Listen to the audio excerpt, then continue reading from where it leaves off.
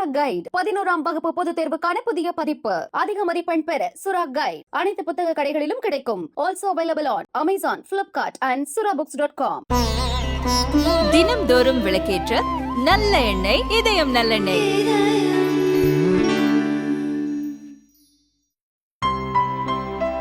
இனிமே கண்ணை மூடிட்டு கடலை எண்ணெய் வாங்கலாம். ஏன்னா மந்த்ரா கடலை எண்ணெய் இதயத்தின் தயாரிப்பு. மத ரீதியாக இடஒதுக்கீடு என்ற பெயரில் காங்கிரஸ் உள்ளிட்ட இண்டி கூட்டணி கட்சிகள் நாட்டை பிளவுபடுத்த திட்டமிடுவதாக உத்தரப்பிரதேச முதல்வர் யோகி ஆதித்யநாத் கூறினார். நாட்டை பற்றி எந்த கவலையும் இல்லாத காங்கிரஸ் ஆந்திராவிலும் கர்நாடகாவிலும் ஓபிசிகளுக்கான இடஒதுக்கீட்டில் கை வைத்து முஸ்லிம்களுக்கு இடஒதுக்கீடு வழங்கியது ஓபிசிகளின் உரிமை பறிபோனது.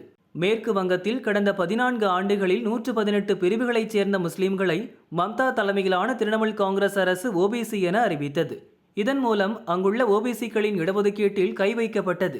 நல்ல வேளையாக மேற்கு வங்க அரசின் உத்தரவை கொல்கத்தா ஹைகோர்ட் ரத்து செய்தது. பீகாரில் அனைத்து முஸ்லிம்களுக்கும் இடஒதுக்கீடு வழங்க வேண்டும் என லாலு பிரசாத் யாதவ் கூறுகிறார். மத ரீதியிலான இடஒதுக்கீடு சட்ட அரசியல் சாசனத்திற்கு விரோதமானது. இந்தியா சுதந்திரம் அடைந்தபோது மத ரீதியாக 2ஆக பிரிந்தது. இதை கருத்தில் கொண்டுதான் அரசியல் சாசனத்தை ஏற்றி தந்த அம்பேத்கர் மத ரீதியிலான இடஒதுக்கீட்டை எதிர்த்தார். அது நாட்டை பிளவுபடுத்தும் என கூறினார். ஆனால் காங்கிரஸ் மற்றும் அதன் கூட்டணி கட்சிகள் ஓபிசி மற்றும் SC/ST மக்களின் உரிமையை கவனத்தில் கொள்ளாமல் ஓட்டு வங்கி அரசியலுக்காக மத ரீதியில் இடஒதுக்கீட்டை வழங்க துடிக்கின்றன. மத ரீதியிலான இடஒதுக்கீட்டை பாஜக ஒருபோதும் அனுமதிக்காது என யோகி ஆதித்யநாத் கூறினார். धर्म के आधार पर आरक्षण यह असंवैधानिक है।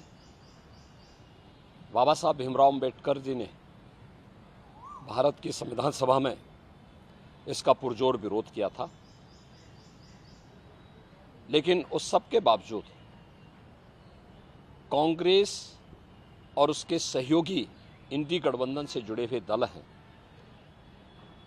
इन लोगों में एक होड़ सी लगी है मुस्लिम आरक्षण देने का।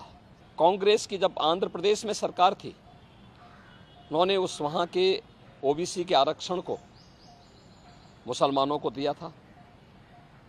कांग्रेस की कर्नाटक सरकार ने मुसलमानों की सभी जातियों को ओबीसी में शामिल करके ओबीसी के आरक्षण में सेंध लगाया है। वेस्ट बंगाल के अंदर टीएमसी ने 2010 में 118 मुस्लिम जातियों को ओबीसी में शामिल करके पिछले 14 वर्ष से लगातार ओबीसी के आरक्षण के अधिकार पर उन्होंने पूरी तरह एक प्रकार की डकैती डाली है।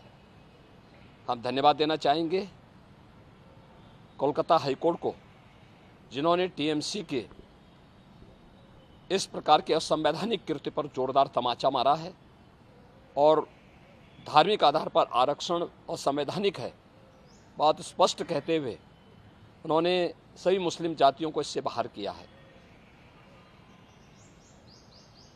इसी प्रकार से बिहार के अंदर लालू जी पहले ही बोल चुके हैं कि मुसलमानों को, सभी मुसलमानों को आरक्षण मिलना चाहिए। इसका मतलब आरक्षण कहाँ से मिलेगा? यह आरक्षण यही ओबीसी और SC/ST का आरक्षण में से ये बांट करके मुसलमानों को देना चाहते हैं।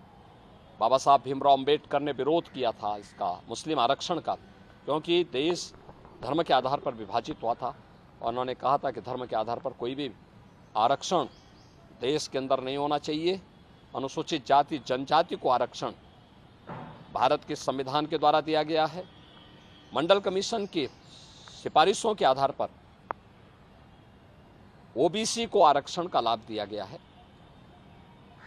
भारतीय जनता पार्टी SC/ST और ओबीसी के आरक्षण को सुरक्षित रखने के लिए किसी भी प्रकार के मुस्लिम आरक्षण का विरोध करती है और दूसरा, मुस्लिम आरक्षण असंवैधानिक भी है और अगर इस प्रकार की कुप्रथा को थोपने का प्रयास होगा तो देश की अखंडता के लिए एक चुनौती हो।